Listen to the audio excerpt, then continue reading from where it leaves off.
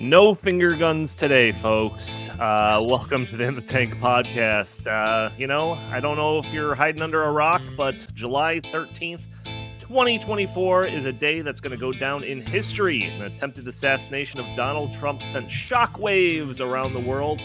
We're going to be talking about pretty much everything in relation to this. The failure of the Secret Service, the kind of rhetoric of the media before and after the events, and what's going to be happening moving forward in this country. We're going to be talking about all this and more on episode 457 of the In the Tank podcast.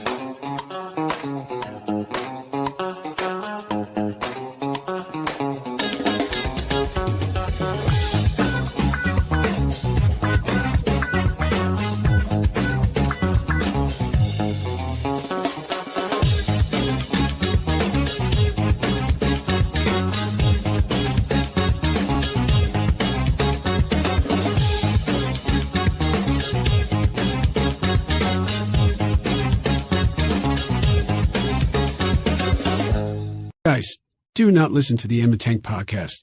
It is a dangerous show of dangerous men with some dangerous malarkey, and I do not stand for it.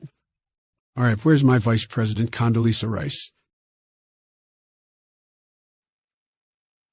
That is right, Joe. It is the In the Tank podcast. As always, I'm your host, Donald Kendal, and I've got a full crew today. But before I introduce them, I do want to say, I should probably say this at the beginning of every one of our episodes, but it goes double it this time around, that anything said on this podcast do not necessarily reflect the views of the Heartland Institute as a whole. They are simply the opinions of the people saying them on this podcast. And I'm saying that because I have some things to say during this podcast. But I am Donald Kendal, your host, as always. Joining me, I've got Jim Lakely, VP of the Heartland Institute. How are you doing today, good sir? I'm doing very well, all things considered, Donnie Kendal. I thought that disclaimer was going to be exclusively for me. I didn't know that you...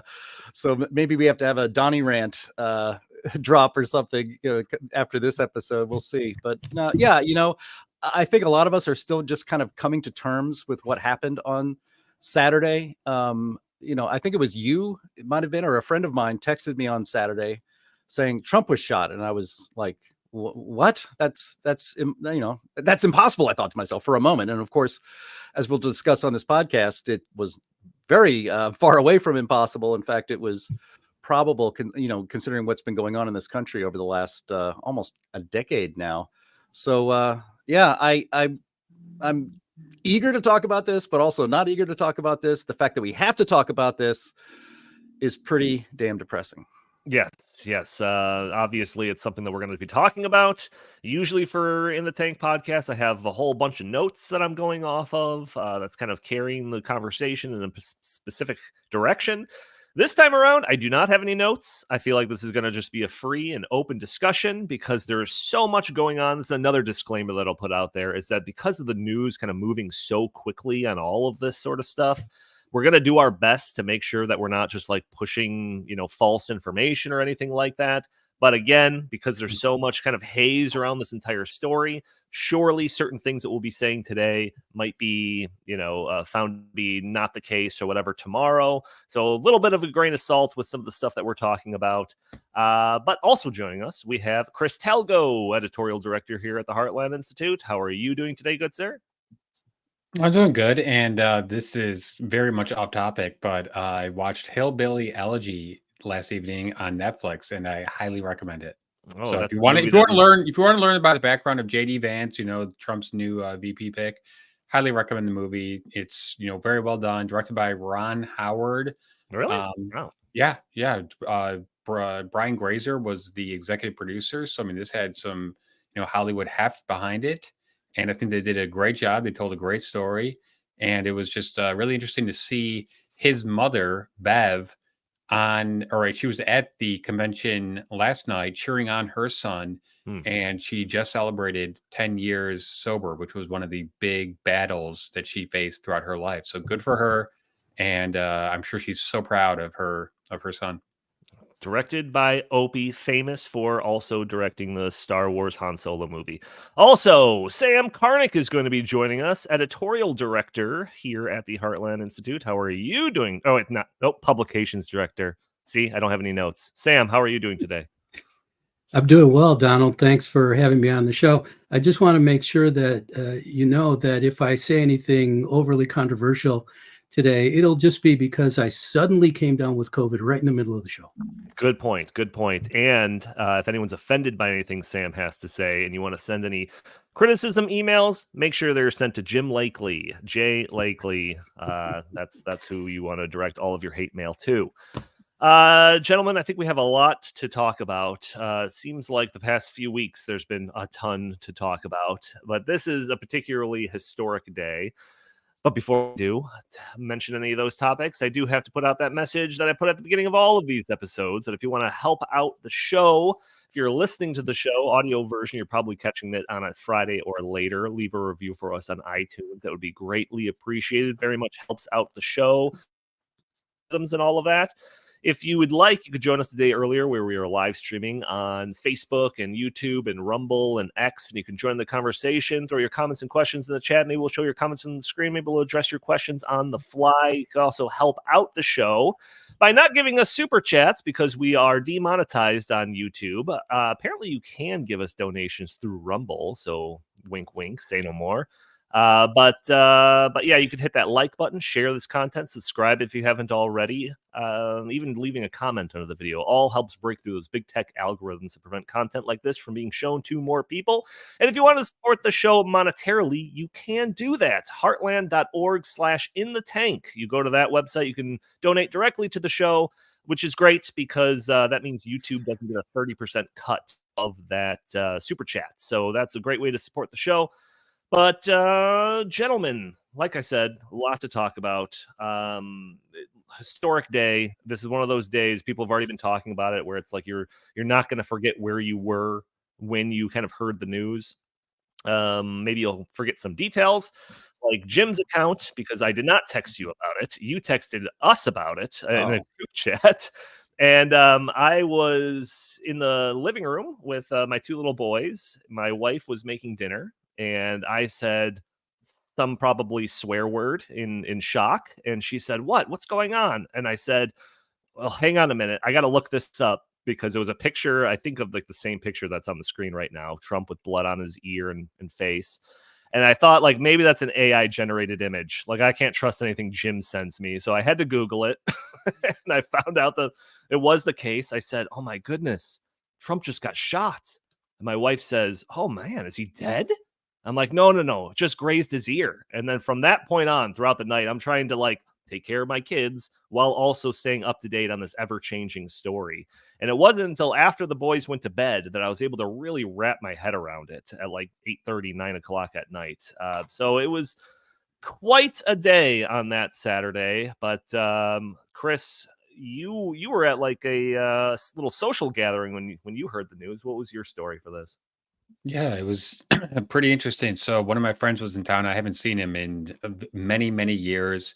He was visiting his wife's mother's house in Shorewood, which is down near Romeoville. So it's about an hour and 30 minutes south of, Arlington Heights area.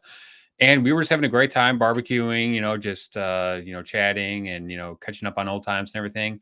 And one of the people there said, hey, it looks like Donald Trump just got shot, or like someone like tried to shoot him at the rally. But we were, not really paying much attention to it. We were playing cornhole. I was doing not very well, so whatever. Okay, but what ended up happening was, so this was like a pretty like closely packed little like neighborhood area.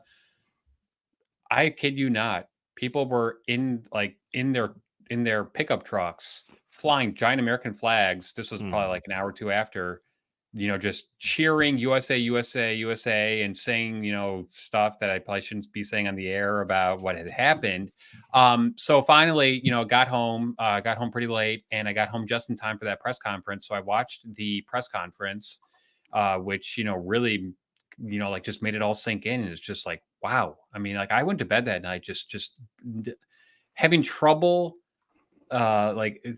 believing that this had happened in 2024 in the United States. So it was just a total shocker for me.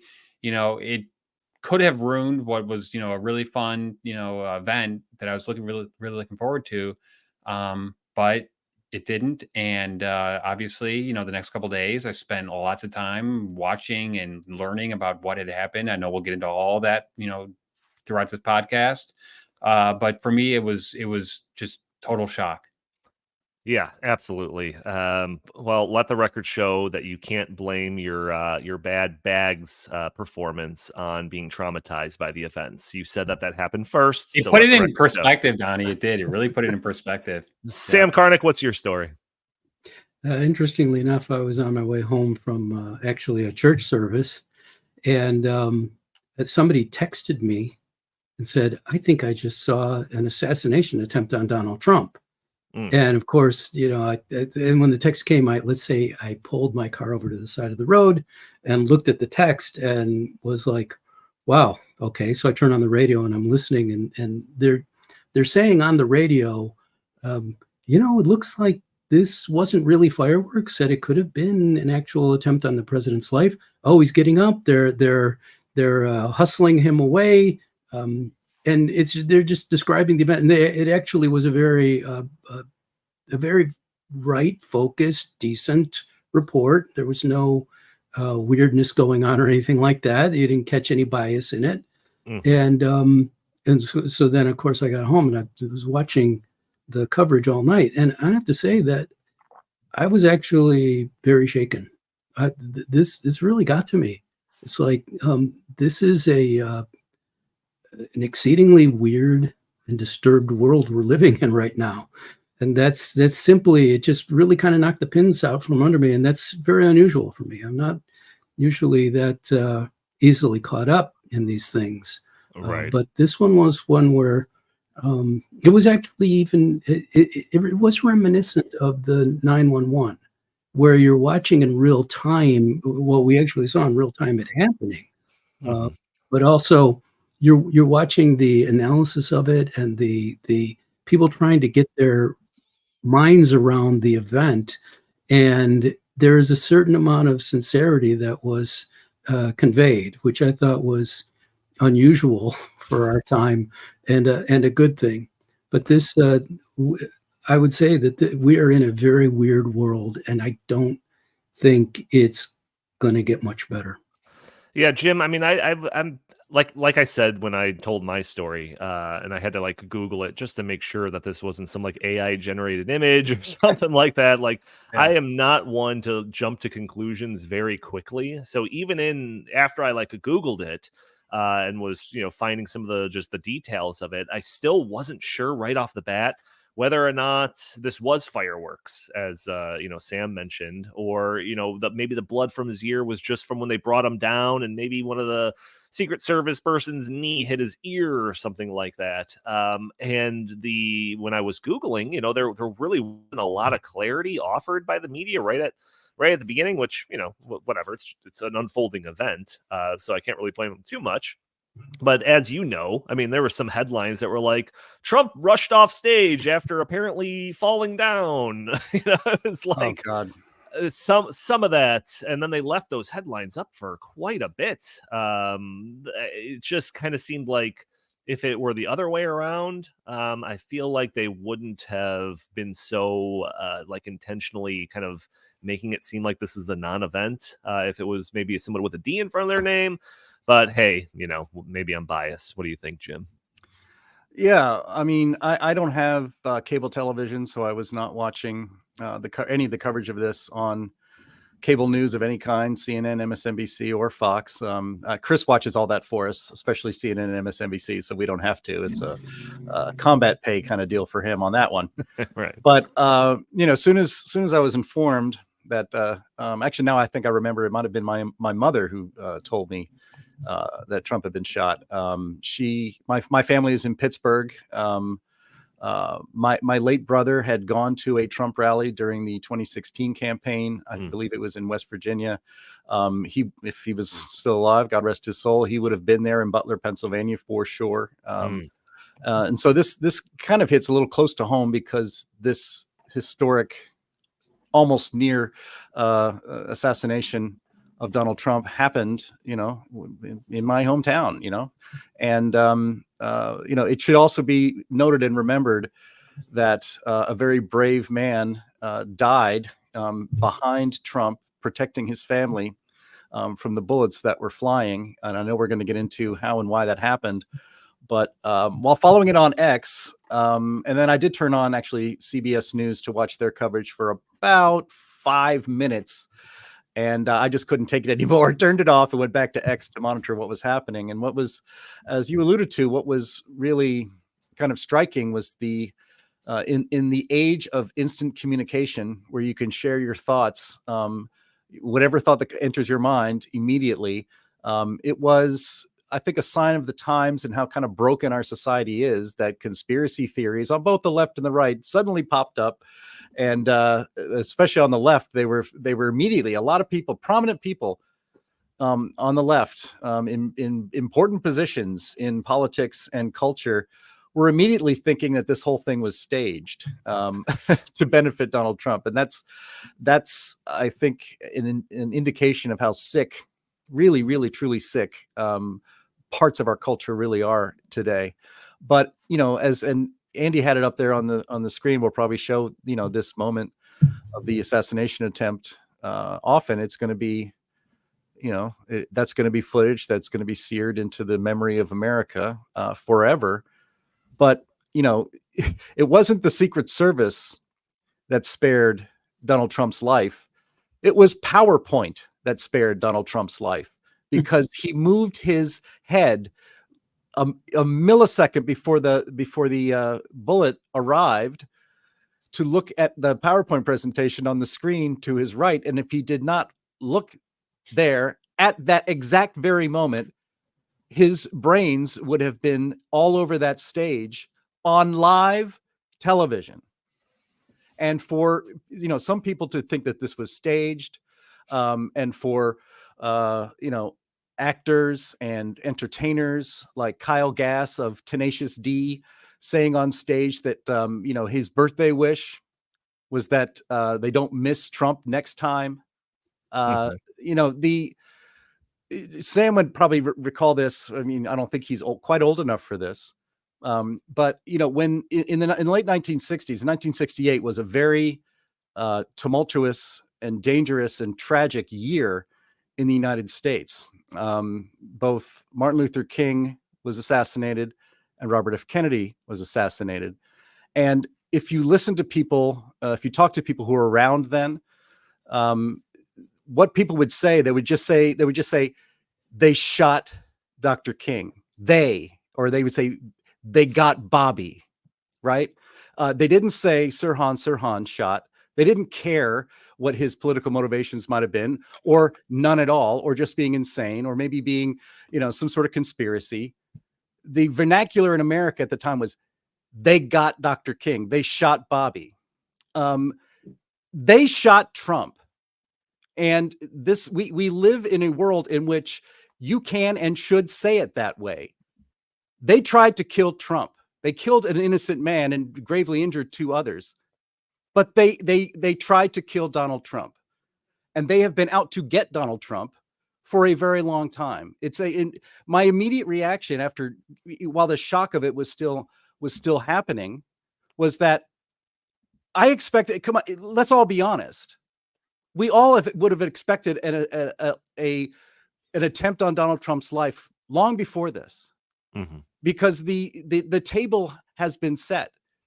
And we're going to play some video from that infamous Dark Brandon Red speech in Philadelphia 2 years ago. And the President of the United States, our corporate media, have been relentless in characterizing Donald Trump as Hitler, as worse than Mussolini, as a threat to the very soul of this nation, about a man who must be stopped, that we can't have Hitler in the White House. That was Joy Reid's quote, and she still has a prominent show on MSNBC. And when this sort of messaging is being hammered hammered into the consciousness, the public consciousness of Americans constantly from almost every quarter. What do you think is going to happen?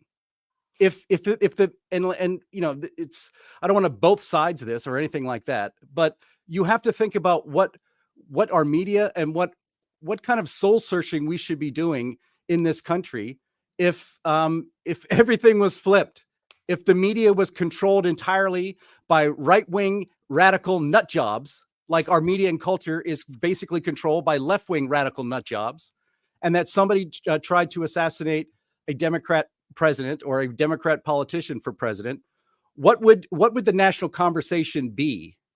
It would be obvious that we need to do something. We need to tamp down the rhetoric, and that's what we got from the media and from prominent politicians. Now's the time to tamp down the to tamp down the volume and the temperature of our rhetoric in this country. Mm-hmm. And I'll just close with this. I'm like you said, Donnie, this is a bit of a freeform podcast today instead of something really planned out.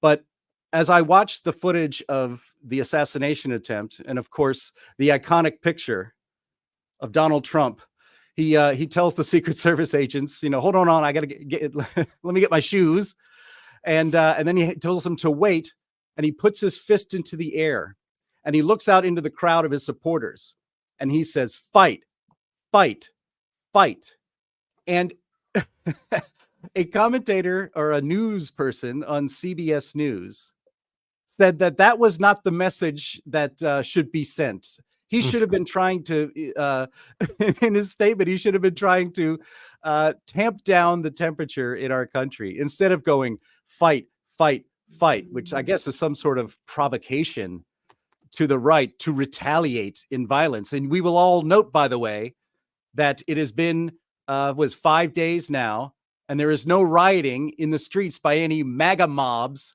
No cities are on fire. No retaliatory violence of any kind has taken place. In fact, it's the opposite.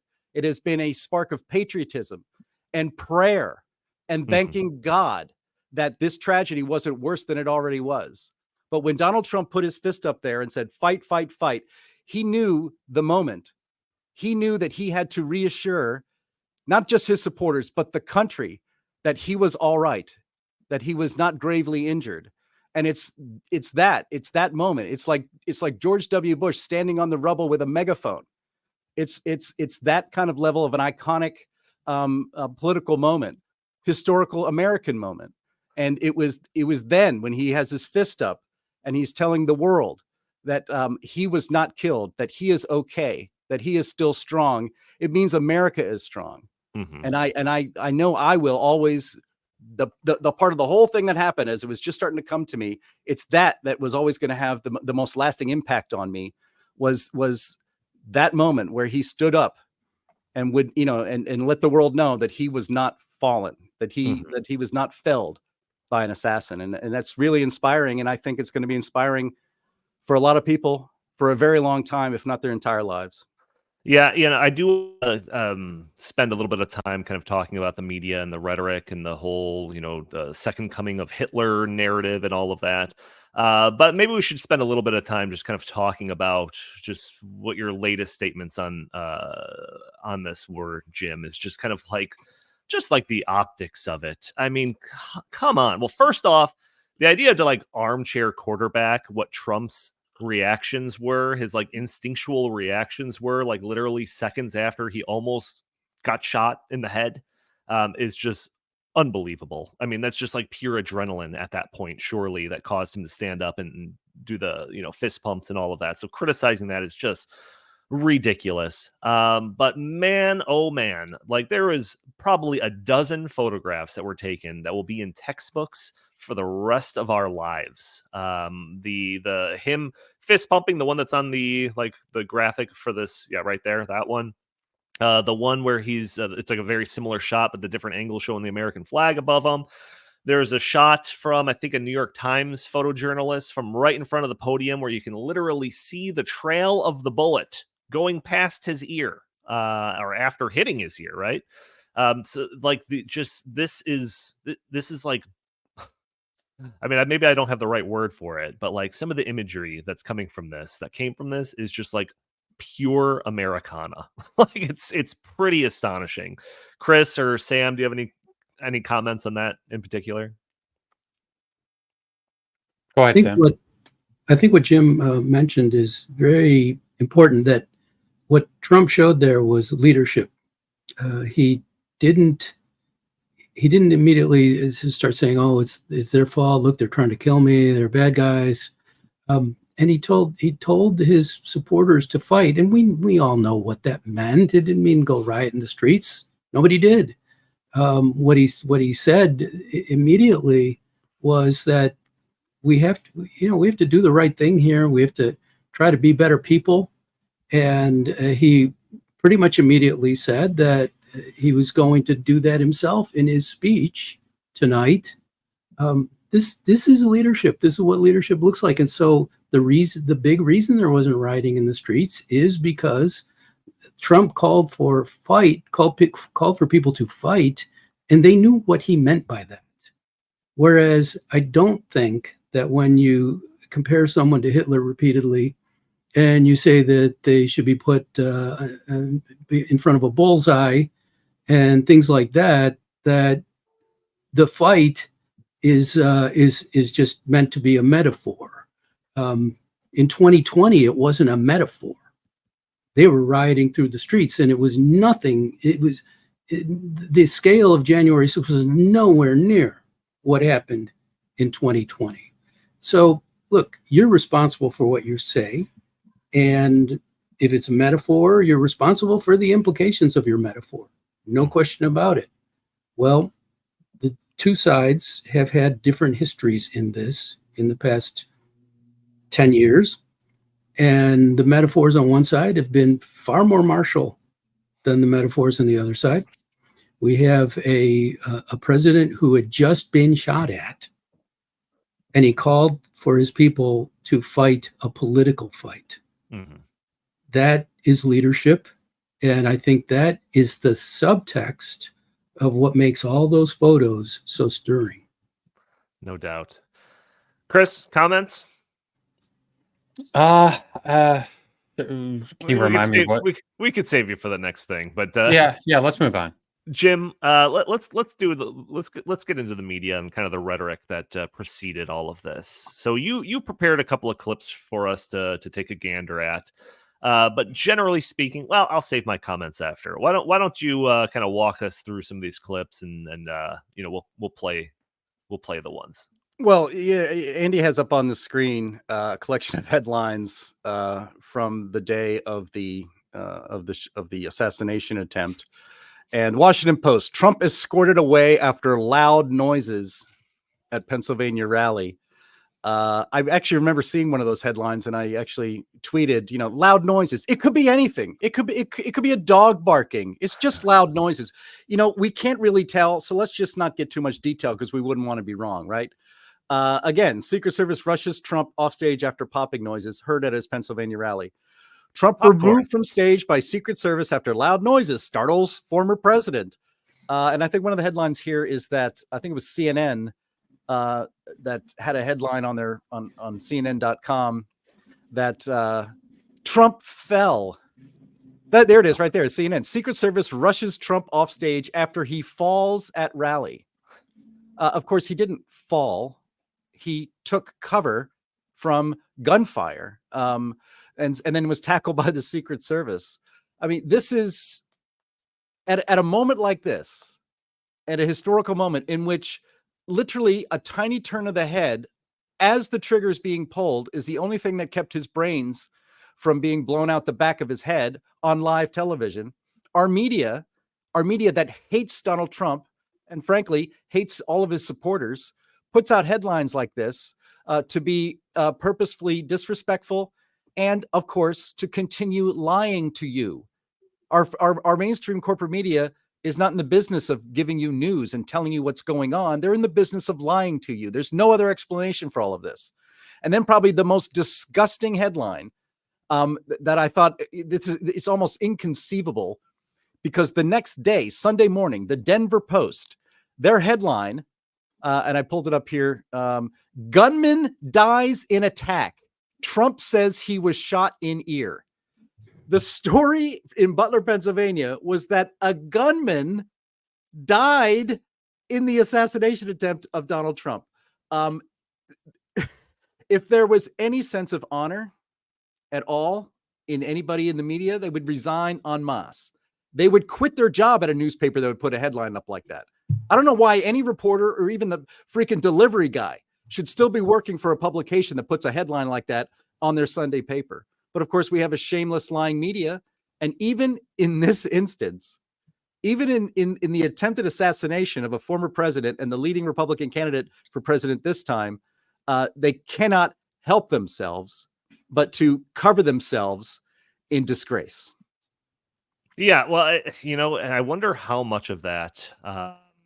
Is almost like covering themselves, considering that maybe there's a little bit of guilt in all of this, considering the rhetoric that was going on. Because like the narrative, like we've talked about, is that the second coming of Hitler. And if people really truly believe that, if you really ran with this, we talk about this when it comes to climate change, where it's like, if you really believe existential threat, we're all going to die, then nothing is off the table when it comes to trying to fight back against climate change or the things that are contributing to it or whatever. Same thing goes for this. If you truly believe that this guy is going to be like the next Hitler, then what wouldn't you do to try to stop them, right? And that seems to be, there's still, the jury's out when it comes to the actual stated, intentions of this shooter or whatever, why he's doing it, the motive or whatever. But that was clearly the narrative in the media. So, Jim, you second attempt here. You have a couple of media clips kind of highlighting, this idea. Why don't you walk us through some of these? Well, I just kind of have the one, and I think, I could have spent all week, every waking hour, just collecting clips of the mainstream media, setting the table, creating the environment, so irresponsibly, in which what happened Saturday was inevitable. And as I said earlier, my only real surprise was that it hadn't happened long ago. And it's not just the media. It's it's funny. The media was criticized, and social media was criticized for giving Donald Trump a platform to speak. That's why he was kicked off Twitter before it was owned by Elon Musk.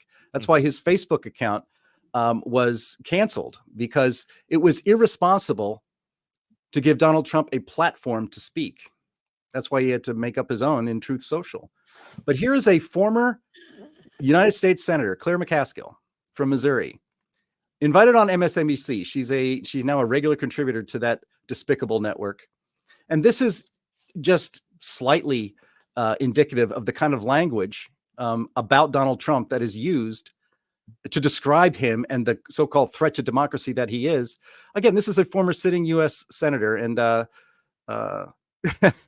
Andy, if you want to play it, it says that she is, Trump is not like Hitler and Mussolini. He's actually worse.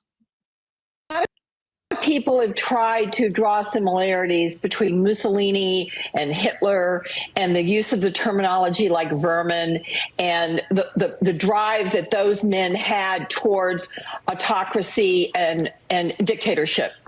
The difference, though, I think makes Donald Trump even more dangerous, and that is he has no philosophy he believes in. He is not trying to expand the boundaries of the United States of America. He's not trying to overcome a neighboring country like Putin is in Ukraine. He is not going for some grandiose scheme of international dominance. All he wants is to look in the mirror and see a guy who's president. All he cares about is selfish self-promotion.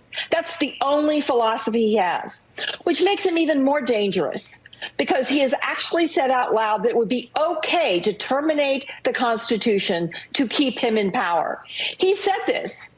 He actually said those words. And the irony is all of these supposed conservative folks that have populated the Republican Party all stood around and with their thumb in their mouth going, well, yeah, okay, I guess so. It's bizarre. Yeah. Chris, I'm going to go to you next. Yeah. I mean, you watch more media, especially MSNBC and CNN. But I mean, just in recent history, I mean, some of the narratives that they're running with, whether it's, oh yeah, he says he's going to be dictator on day one, or he's promising a bloodbath if Biden gets elected. Like, those are the things we've covered them, and they're all wildly taken out of context. But I mean, that just seems to be the narrative. Are we grasping at straws here, or is that really the case? Well, I am going to take a different approach on this. I do not, quote, blame the media for this. I mean, I do not agree with the media's ramped up rhetoric at all. But I mean, this goes back to should we, ban music because music can make people do violent things? Should we ban video games because video games make people do violent things? I don't believe we should blame an object or something that has an influence. How about we look at the person himself, and how about we look at his parents? So before we all jump to these conclusions, first, I think this is going to take weeks to actually understand fully what happened. Everyone wants to just jump to conclusion. Oh, it was the Secret Service's fault. Oh, it was this for. It's going to take us a long time to understand this. So let's all just take a deep breath. But one thing that I have seen is that both of his parents were social workers, and both of them said that they, were detached from him. So that to me is a major problem. Apparently, he was, in high school, one of the people that was bullied a lot. I'm not saying that that's why he did this, but obviously, you know what? There are things that could have, changed his mind. His father gave him the gun. I mean, there's all sorts of things going on here. I do not think that he was just watching MSNBC for a couple of years and just was like, oh, I think I'm going to go murder Donald Trump. This person, I think, is probably has major mental problems, and that opens up a whole nother thing of we don't actually deal with people who have mental problems anymore, and I mean, that's a whole nother subject to get into these days. But no, I mean, I'm not going to sit here and say that the media were responsible for this. No, I think that that's a lazy approach, and it's it makes one think, well, okay, one random person cannot actually influence history. There's got to be this like grand scheme involved. Actually, you know what? One person, one degenerate, one nutcase can actually bring down a president or can change the course of history. We have to accept that. I think that some people just don't want to accept that fact. They want to be like, no, there's got to be like larger things at play here. So that's kind of my first instinct to this.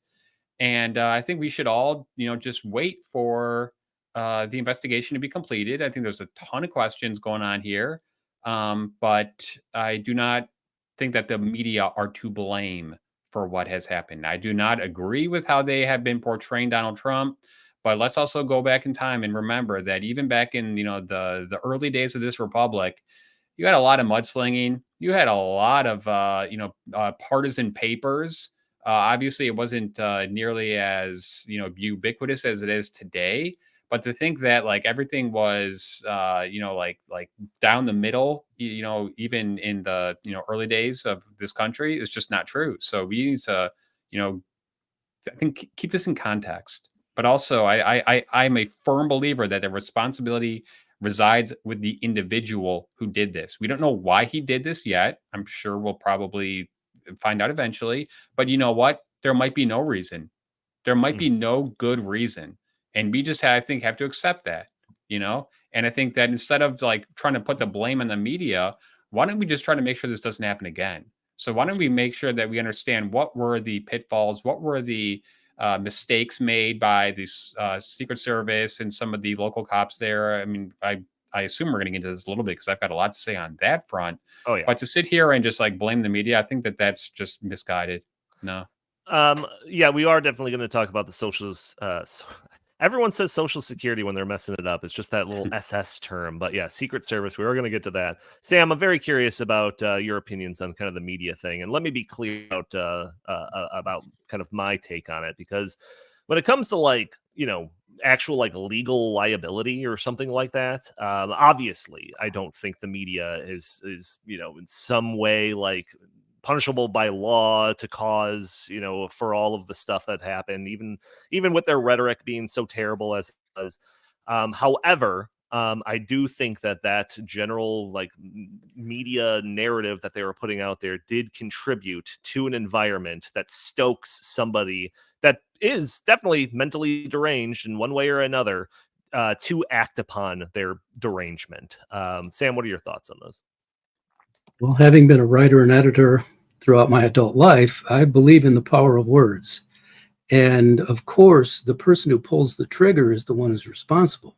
He climbed up the side of a building and scared off a policeman and immediately started shooting at a president. He's the one who pulled the trigger. He's the one who did it. No question about it. And he's paid the price for that. However, words are important. And yes, it's always been true that the political realm in the United States has been very spicy, full of awful language and horrible claims about other parties, other individuals running for office and the like. But what we have now is such an intense flow of words and thoughts and images and ideas. Social media have elevated that. The expansion of the media from just 3 or 4 TV stations to what we had starting in the 1980s, where you had 70, 80 stations you could choose from.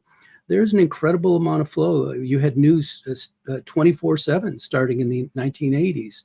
So we've been inundated in this kind of dialogue, this kind of talk in a way that was not possible before. When you were reading a newspaper that was events that came over the telegraph 2 days before, it was a little different from this.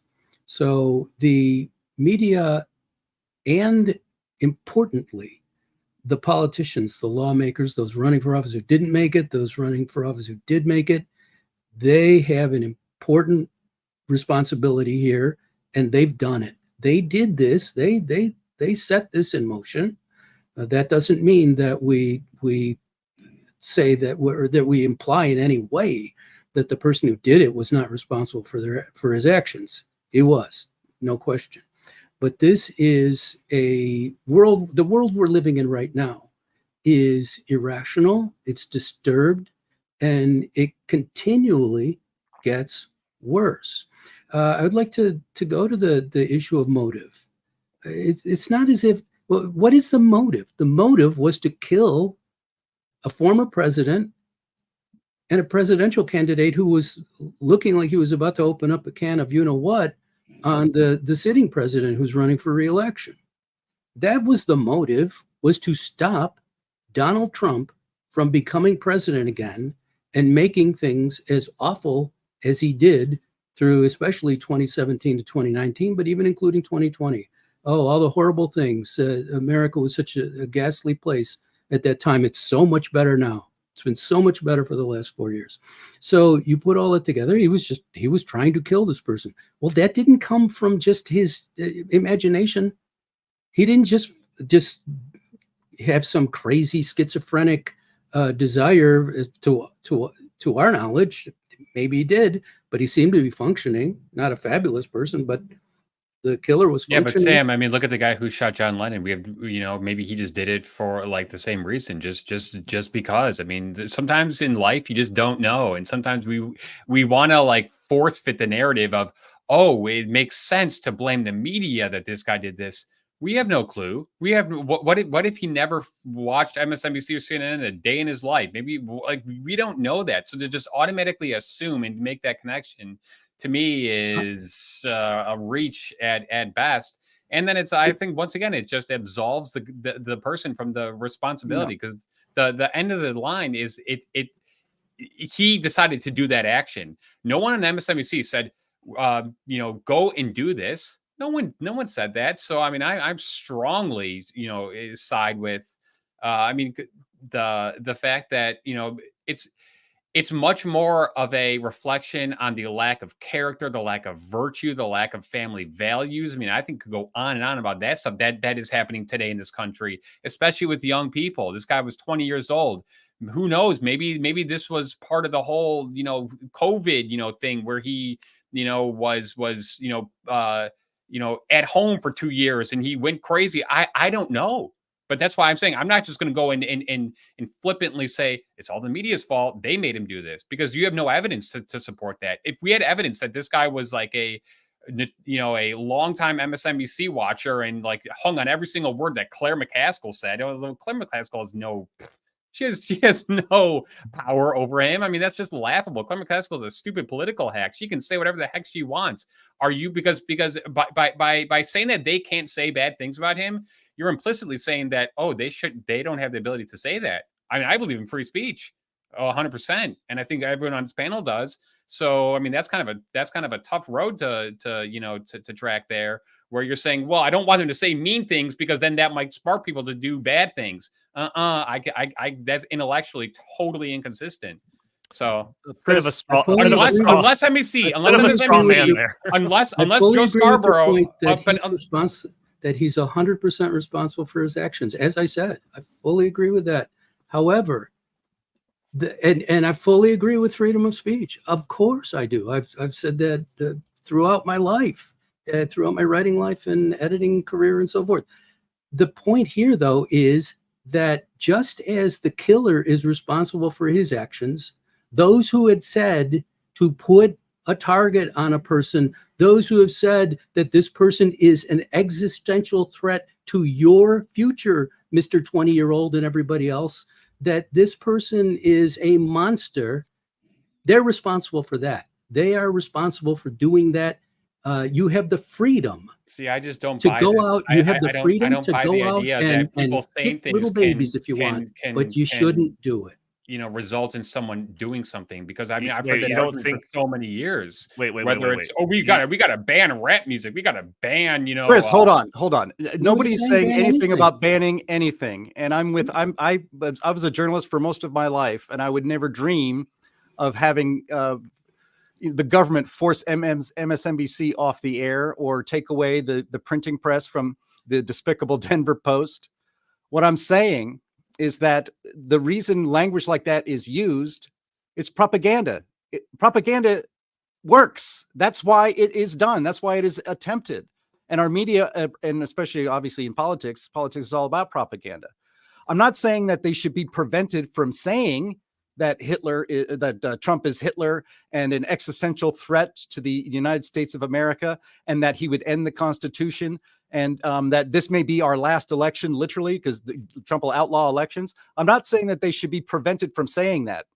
I'm saying they should not say that stuff because it is extremely irresponsible, and because people take it seriously when it is pounded into your head from every direction. And it doesn't matter if this kid never doesn't even have cable, has never watched MSNBC. The idea that he does not know that this is what is being said about Donald Trump and about this election and all that stuff is, he would have to literally live in a cave, never read anything, never have gone to school. Hey, listen, have read anything. We say a lot of bad stuff about the World Economic Forum, about President Obama, about President Biden. And if someone were to go and do something, like what happened on July 13th to one of those people, I wouldn't then say, oh, gee, I'm kind of responsible for that because I pushed him to do this. I vehemently deny that. And I think that is just so symbolic and emblematic of today's culture, where it's always trying to blame someone else instead of just saying, wait a second, this kid and his family are responsible for this. End of story. What was the relationship between him and his parents? Why did his dad, allow him to go and do this? If there was all these red flags, or and all his classmates were saying that they were joking that he was a school shooter and stuff like that. So to me, it's a much more of a local, the lack of a local response, and the most local is the family unit. Versus, let's blame some entity for spewing, propaganda and rhetoric. They're always going to spew propaganda and rhetoric. To me, that's par for the course. It's been par for the course for thousands of years. But when someone acts on that, I just think it's so lazy to be like, oh, they did it because of that. Oh, like somehow Chris, Sure. All the things you brought up are also factors in this. And just letting the media off to have no culpability in this whatsoever, I think is wrong. I mean, all of these factors were in play, but the idea that the media, I think people are overplaying. There is a degree that you that's can just my hardly opinion. measure on Earth. Difference between saying that Joe Biden's economy is the worst ever and his policies are ruining the economy in the United States, and saying that this person right here is an existential threat to our democracy itself. There is a huge gap between those two statements. And nobody is saying those sorts of things. They didn't say those sorts of things letting about him Joe off the Biden hook ever by in this saying, race. "Oh, he doesn't really bear the responsibility." It's just that I'm they not planted saying these he's not ideas in his responsible. mind. I'm saying the media has culpability in creating an environment All right, that well then, that makes these sorts of things more common. This was not the way the media treated even Ronald Reagan. But the media has called George W. Bush Hitler. They called Mitt Romney Hitler. They called John McCain that's Hitler. why I'm saying It's this been is going on par for the forever. course. Exactly that, but it to me, it's much more a reflection on the immoral, sense that has just overtaken the United States, where someone would even want to go do this. So I mean, that in terms of assigning blame, and I don't really think assigning blame is the best way to approach this at this point. I would, because we'll never know for sure. We will never ever know for sure why he did what he did, unless he leaves some sort of manifesto or note. But we'll just never know. And it's almost like people just cannot, they cannot live with not knowing for certain, oh, he did this because the media okay, all right. We got to wrap this up and move on to another thing. And That's I fine. think Let me make one brief I want to point. make a point too, and I'll let Okay, you have go the ahead. final word. Because we don't know, there is no manifesto yet. So for all we know, the guy wanted to shoot the little devil that was on Trump's shoulder, that he thought he was seeing or something like that. That's absolutely true.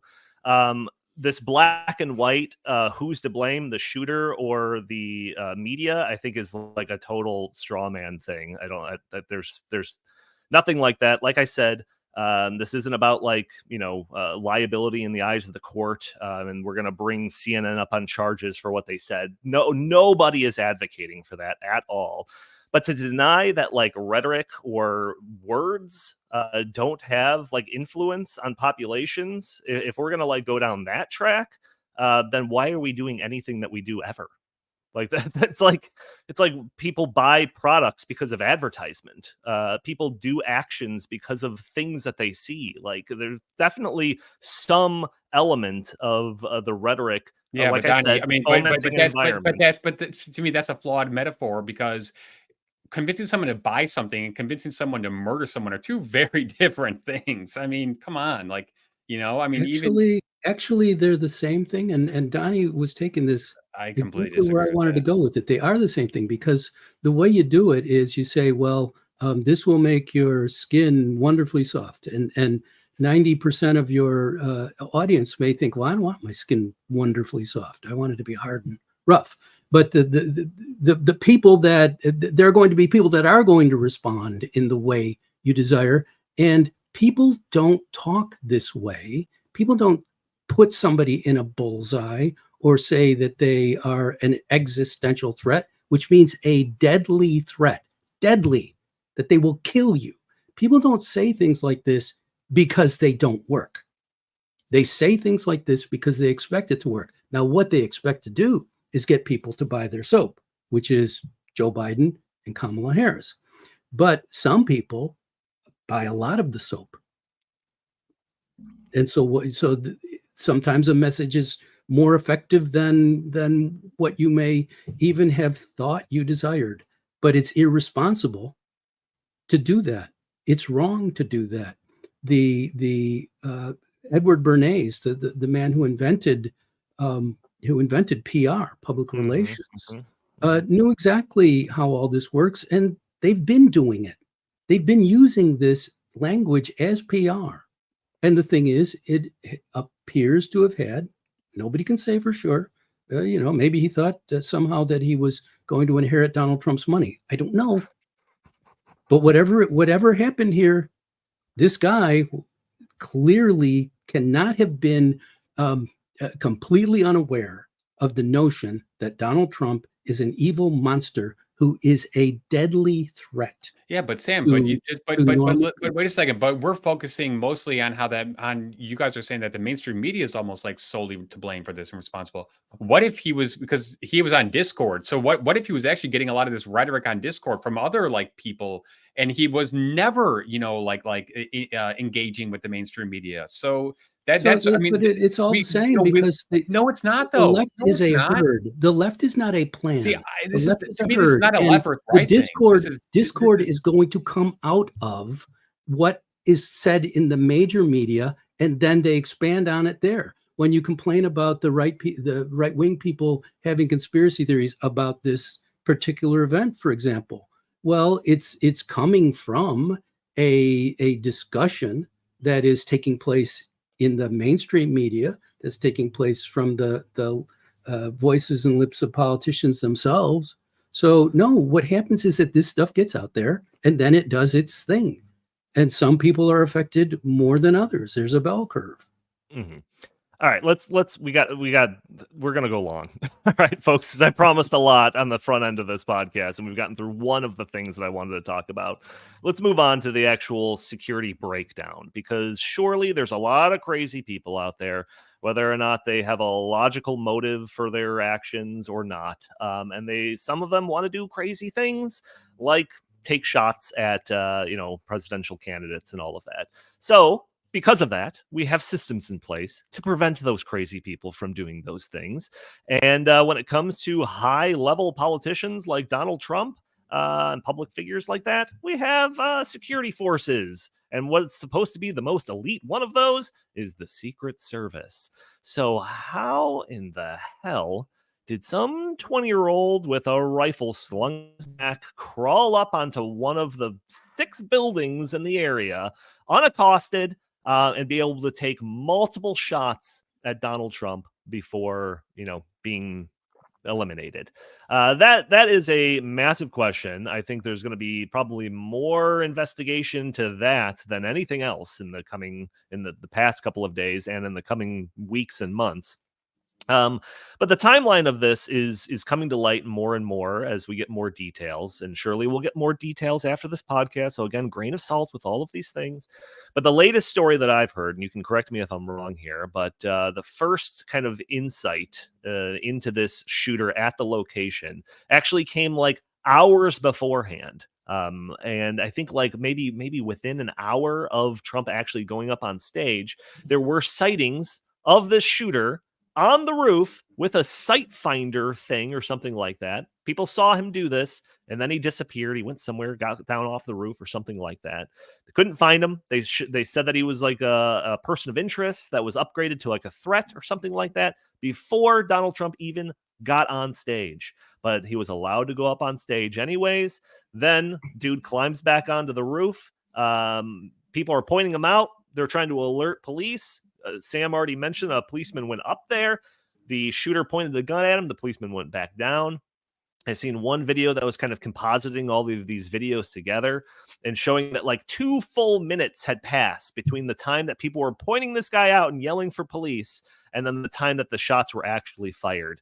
How did any of this happen all under the noses of again, I almost said Social Security. Secret Service is beyond me. I don't necessarily want to go down the conspiracy theory road, but man, oh man, does that path look enticing to me at this moment. Chris, do you want to take first jab at this one? Sure. Okay. So when this, the morning after, my brother and I were talking about this, and just immediately kind of went into I can't believe this happened, the Secret Service, and I was like, hey, wait a second. You got to understand the fog of war. You've also got to understand that you had a few Secret Service agents there who were working with local police, who were also working with the state police. Apparently, they weren't even all in the same channel. So you had a liaison between the local police and the Secret Service. So this is all, to me, so reminiscent of what we experienced in the months before 9/11, where things were siloed. The whole point of Homeland Security and the lesson learned from 9/11 was, hey, you got to have information sharing. Now, information sharing, in the months leading up to 9/11 across the world, I can see how a couple things could fall through the cracks. But we're talking about information sharing in a small space in a very confined amount of time. So the fact that there was an ample sharing of, hey, Secret Service, local police, like, coordinating like everything together, shows me once again that government in and of itself, by its nature, by definition, is like inefficient, clunky, clumsy, and just drops the ball. Okay. So I don't think this was on purpose. I don't think this was deliberate. I don't think it was intentional. There's still a lot of stories about were Secret Service agents diverted to a Jill Biden event in Pennsylvania as well. So, but you know what? Before we just like jump, because one thing that just annoys the crap out of me is literally 5 minutes after, the Secret Service was in on it. Oh, it's like you have no evidence. Like, what are you talking about? Usually 9 times out of 10 in these kinds of situations, it's not intentional, it's not deliberate. It's just like, just incredibly terrible mistakes. I am not excusing it. I am not like, saying that is okay whatsoever at all. I think heads should roll. I think there should be major accountability. I think the Secret Service director should be fired. But I think you've also got to keep this in the context of the President Biden. President Biden does not hold people accountable. So whether it was after Afghanistan or whether it was, just like one thing after another, he doesn't just go in there and say, wait a second, major failures were made. We got to we need to get to the bottom of it. And then we need to make changes going forward. So the fact that attitude does not exist in the Biden administration makes me once again like, okay, this is kind of par for the course. The Secret Service is, we want to put them on a pedestal, but you know what? They have made errors again and again and again. And they're going to make errors again and again and again. And I know that this seems like this was a really, really blatant, mistake. And I think this should not have happened. But until we get all the information, because people are talking about he had a ladder. No, he didn't have a ladder. He jumped onto an air conditioning, unit. Another cop, saw him on the roof, but he was being boosted up by another cop, so he couldn't grab his gun. It's like there were so many like loose ends. Before we start assigning blame, before we start doing this stuff, let's just gather all the information and make sure we have all the information and make sure it's accurate information and then proceed forward. That used to be the way it was, but in our 24/7 media cycle and this just constant, everyone has to like be on the jump and have the first scoop. That's all just been thrown out the window, and it's just like everyone wants to have an opinion, and everyone wants to just come in and think that I know everything, and here you go. You know what? We'll probably never know the full story of what happened here. We'll probably never know. Yeah, this will be like the third time that I mention this, but I could probably say it a dozen more times before the end of the show that we don't have all the information. We're going based off of what we currently have, which could change tomorrow, and all of that stuff. But is it wise to try to assess something when it's still like a moving? When things are still so up in the air. I think it's. I don't. See, because, I do because you're probably going to jump to false conclusions based on the fact that you don't have the full amount of evidence in front of you. Sure. And I don't want anyone to rigidly adhere to some conclusion based on the very limited information that we currently have. However, in open discourse like this, I think is where questions arise that get people thinking and asking the right questions to make sure that those that should be held accountable are held accountable. And I think that this general conversation contributes to that. I agree with that. But Jim, I mean, let's talk about some of the things that are being discussed now, because it's not like they're going down was it like Daily Plaza or something like that, where there's warehouses and millions of windows and all of that. There was like literally like 6 buildings in the entire area. And this one was, I mean, I've heard some people, I'm not exactly sure of their credentials or whatever, talking about how this is essentially like a textbook example of like a sniper hotel. Whereas if there were somebody with a malintent, like that's where they would be. So how do we guard against that? We have some police inside that building. What? I mean, this just kind of seems crazy. I know mistakes happen. Even Secret Service, even the most elite, whatever protection agencies or whatever are just composed of people who are fallible. But God bless it. This is quite a failure. What are your thoughts? I'm reminded of that saying that I usually disagree with, but not in this case, that you should not ascribe to malice what incompetence can explain, something like that. I think this was one of those instances of absolute rank incompetence, but also piled in there. It's obviously a very complicated situation. Is the fact that it's been widely reported that the Secret Service was determined, and for a long time, to do the absolute bare minimum required to protect probably the number one political target in the United States outside of a president himself. It's been reported that his usual Secret Service team was not in place on Saturday, that they have been overworked because they do not have enough guys basically to cover everything. And so they needed a little bit of a break. And so this was kind of a hodgepodge of, a patchwork of a security team with some Secret Service, some guys from Homeland Security. You got local cops. And, just getting back to that building, I mean, again, I saw it reported that the Secret Service had identified the most obvious sniper nest point in the entire area. And, and so they actually, that was the staging area for all the police, was inside that building. And that the intent, and I've been to presidential events when I was a reporter. I went to them all the time, campaign events all the time. You see snipers everywhere. And the reason you put a sniper in a sniper nest so that a real sniper, or a counter sniper guy, I guess, in a sniper's nest, is so that a real sniper, somebody trying to kill somebody, doesn't take that position instead. It's one of the reasons you do that. But it was the Secret Service, the head of the Secret Service. I'm forgetting her name now for some reason. Kim Cheadle. Kim Cheadle, that's right. Yeah. She had said that the intent was to have personnel, police, Secret Service on that very roof, but they were not on that roof for two reasons. It was kind of hot outside, and that the roof was too sloped. And so it was dangerous to have the Secret Service on that severely sloped roof. Forgetting of, I mean, that excuse is so absurd that it is insulting, and it's almost like a thumb in the eye of the American people. To come up with an excuse that absurd is almost purposefully insulting, right? I mean, because of course the counter snipers that took the guy out were on a roof that was much more sloped than that, as it points out. And of course there's snipers on the roof of the White House that have that are in more dangerous positions. And then of course there's the fact that it is the job of a Secret Service agent to put his body between a bullet and the president and his target.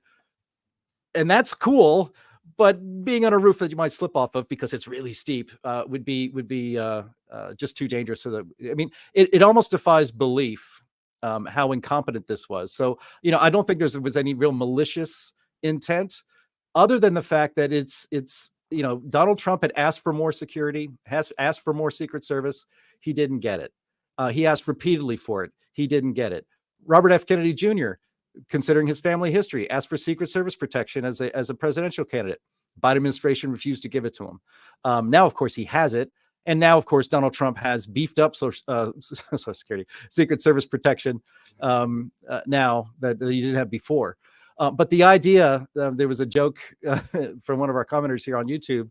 Why did so many of the Secret Service agents protecting Donald Trump look like a Melissa McCarthy character from the movie The Heat? The idea that it is a good idea to have 5'3" women as the body protection for a 6'3" man is, again, it's so incompetent and it's absurd. Thankfully, the president now, I noticed when he walked into the Republican National Convention on Monday, he had a lot of very tall, beefy men walking around with him. He didn't have any short females with ponytails protecting his body. He had, well, let's face it, real Secret Service agents, body men doing that job. So when you combine the fact that the Biden administration was refusing to do anything above the bare minimum to protect Donald Trump, and then he has an overworked staff, and then you just add in the complete incompetence that, yes, how a sniper can crawl onto the roof of the building that is a staging area for all of the police protection outside the perimeter, it almost defies belief. But he was able to do it. I would say stranger things have happened, but that's a pretty strange occurrence. Yeah, no kidding. Sam, I want your take on this because, it seems like just crazy security breakdowns should never been allowed to happen. The following day on Sunday, my wife and I were driving around, and there was a kind of a news interlude that came in saying that's Secret Service, right? Secret Service was going to have a press conference kind of talking about whatever. They're like, oh man, we're going to get some answers. Let's listen into that. And it turns out, as we were listening to it, that had nothing to do with Saturday's events. The entire press conference was dedicated to just like them trying to assure people that they've got it covered when it comes to the RNC. Don't worry, we're making sure we're checking all the boxes.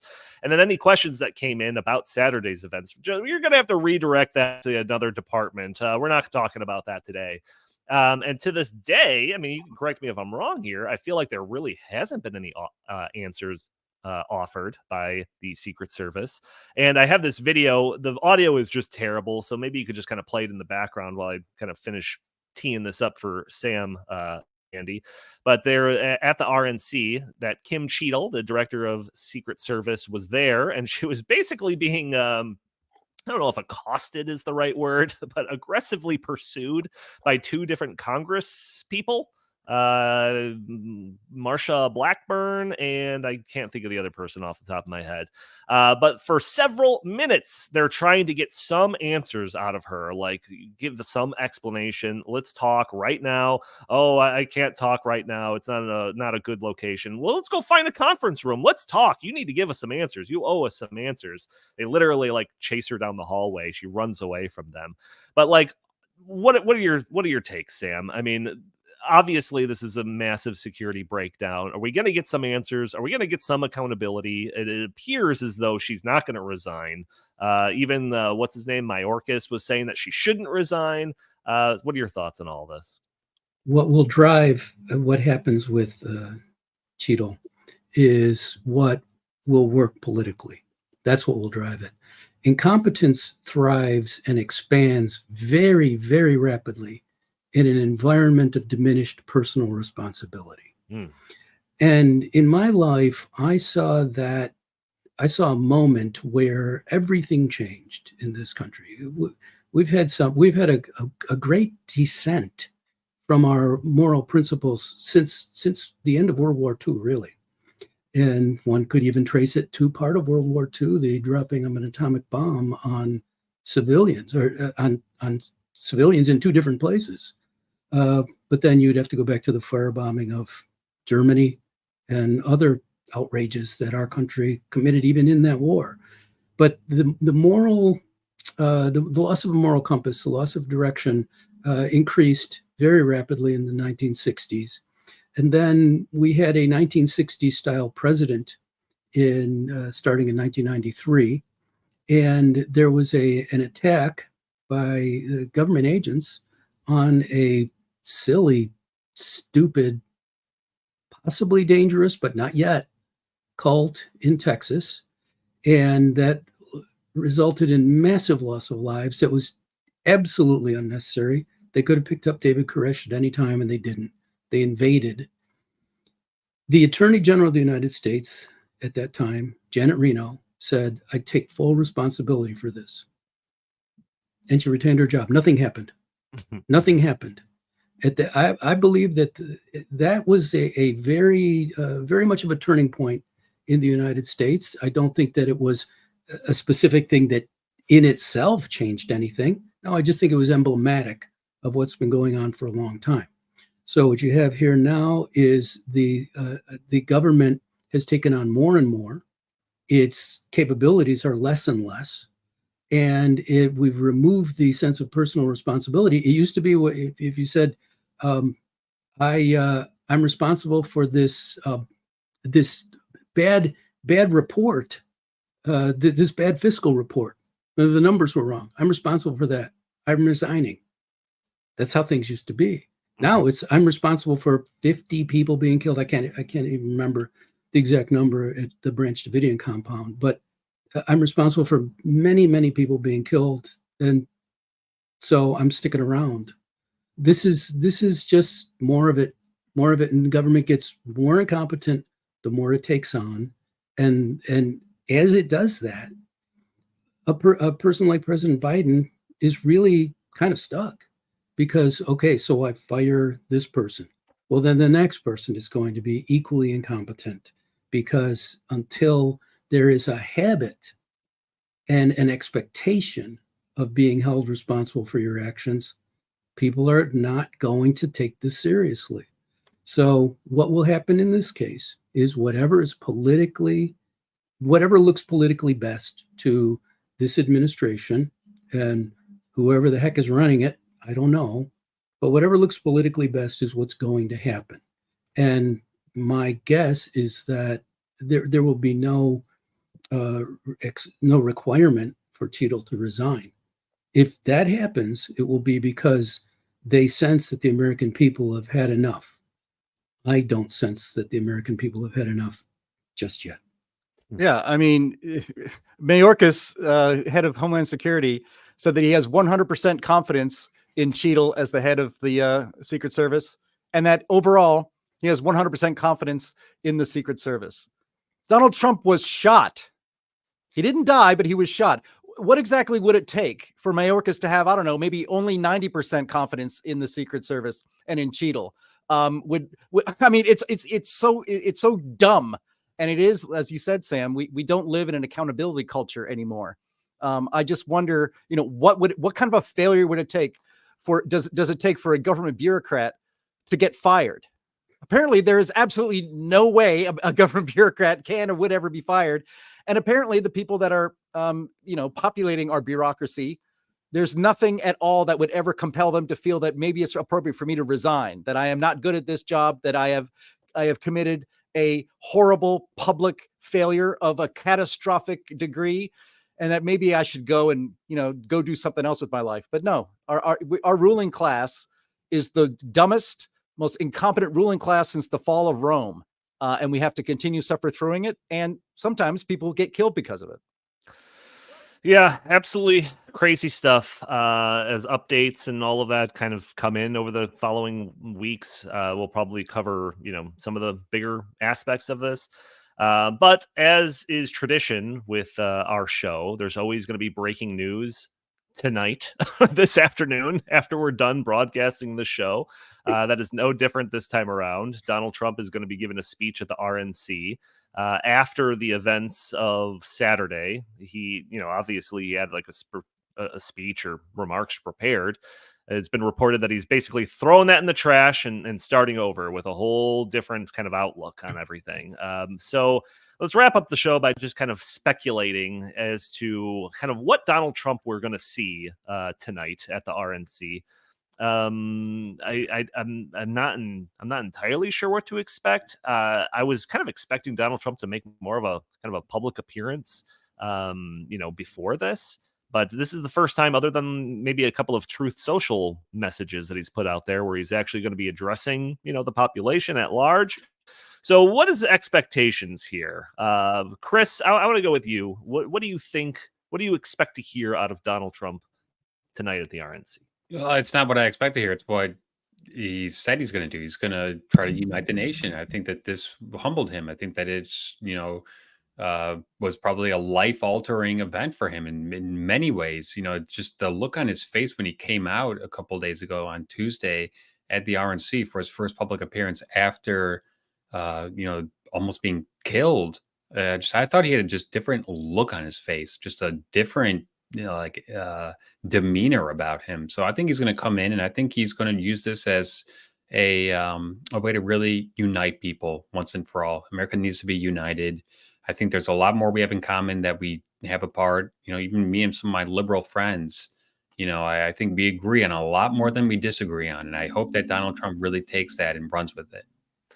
Sam Karnick, your thoughts. What do you expect to see at the RNC tonight?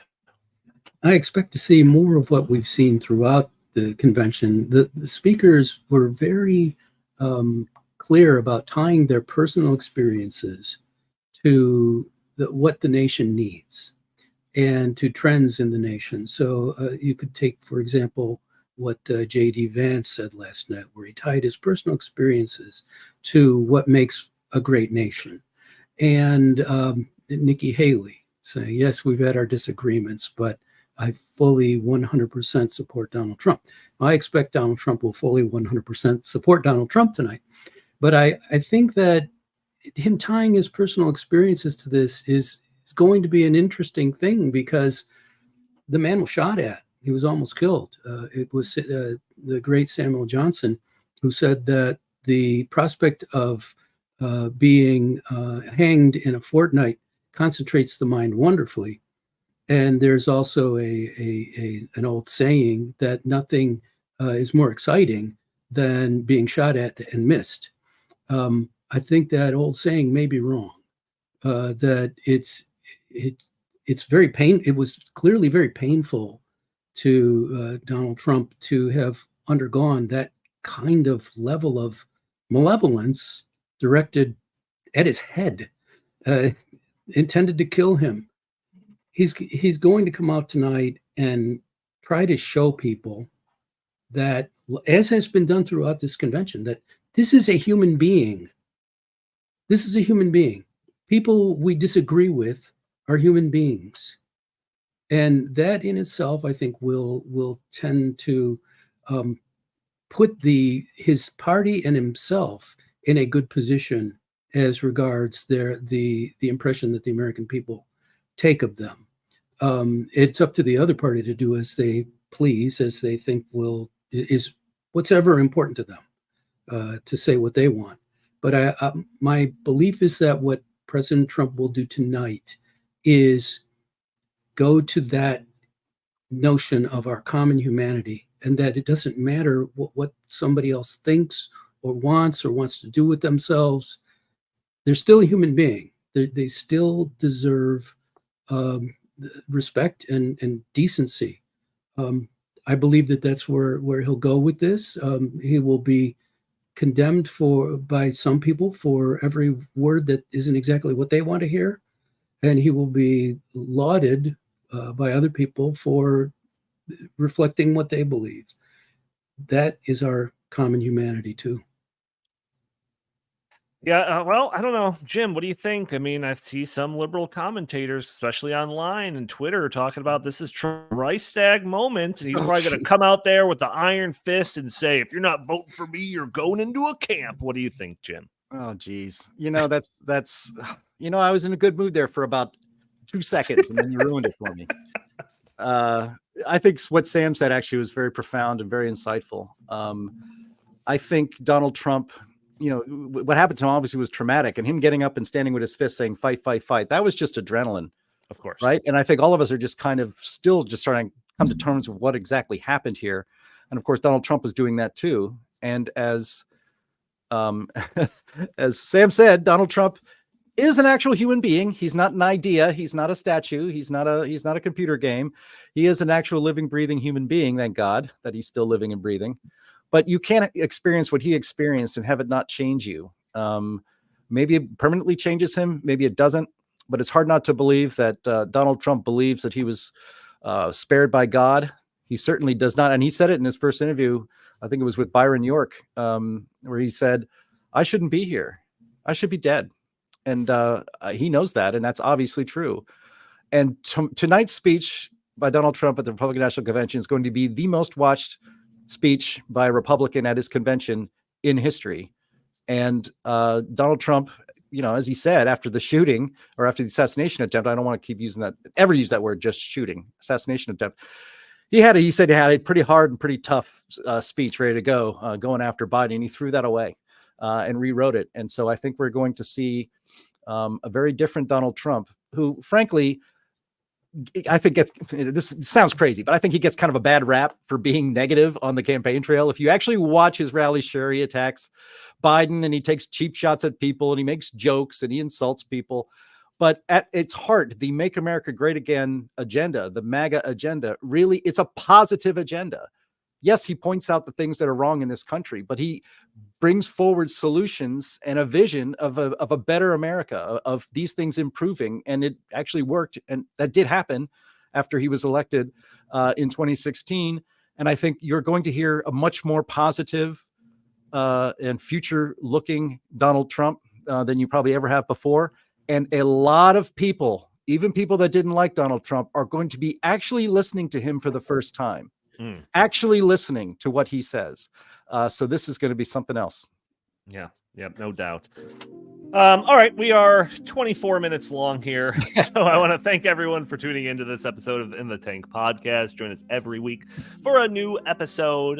If you are one of those audio-only listeners, probably catching the show on a Friday or later, join us a day earlier on Thursdays at noon Central Time, where we are live streaming this on Facebook and YouTube and Rumble and X, and you can throw your comments and questions in the chat. Maybe we'll show your comments on the screen. Maybe we'll address your questions on the fly. You can support the show by doing a couple of things. One, that won't cost you a penny, just costs you a couple of seconds, hitting that like button, subscribing if you haven't already, sharing this content, or just leaving a comment under the video. All helps break through those big tech algorithms to prevent content like this from being shown to more people. You could also support the show, not through super chats, because YouTube demonetized us. You can apparently still send us little gratuity things through Rumble, but if you want to support the show financially, you can by going to heartland.org/inthetank. That way YouTube doesn't take 30% cut of whatever donation you're giving us. If you'd like, you could follow us on Twitter or X at In The Tank Pod. And if you have any comments or suggestions for the show, feel free to email us at inthetankpodcast@gmail.com. Jim Lakely, where can the fine people find you? At J Lakely on X, at Heartland Inst on X, and always visit heartland.org. Fantastic. Chris Talgo, what do you have to pitch today? Well, in keeping with my theme of dismissing calls for violence, I want everyone to go listen to Eminem's new album. It's great, and there's a ton of violence, but please do not go and commit a violent act and then say he told you to do so, because we've been down that road before, and for 20 years, Eminem has been on the side that, hey, you know what? It's his ability to just say what he wants to say. He has the right, and I stand by that 1,000%. Right, and if you buy that album, it's not because Chris said anything that encouraged you to do so. It was your own free will. Also, right. Sam Karnick, where can people go to see your work? That's a good one, Donnie.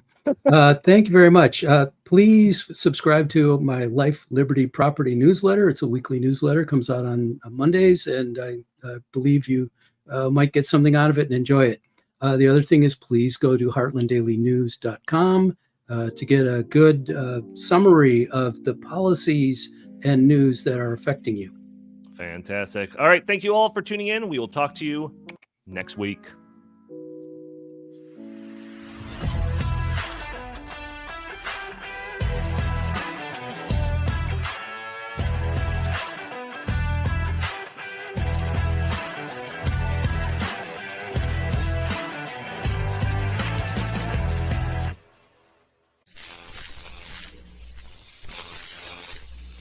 He's a lion, dog-faced pony soldier.